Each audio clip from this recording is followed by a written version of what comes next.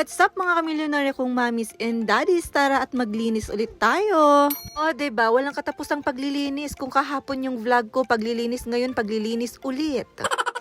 At ganyan naman talaga ang mga nanay dito sa bahay. Wala namang ibang gagawin kundi maglinis. Pero bago nga ako maglinis, etong at inuna ko nga munang arkidanda na paliguan dahil nga nagpupuna. Ay naapo, ang aga-aga may pabungad na sa akin.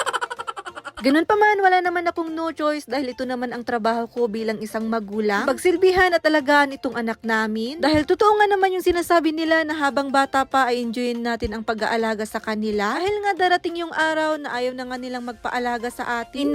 Po, iniisip ko pa lang yun, nakaka-hurts na. Tipong kahit gusto mo siyang subuan pero ayaw na nga niyang magpasubo sa'yo. Ganun pa man, ganun talaga ang buhay, ika nga. Di naman pwedeng hindi sila lumaki at tumanda. So yun na nga, tapos na nga akong nagligpit ng aming igaan at nakaligo na nga rin ako. O, diba?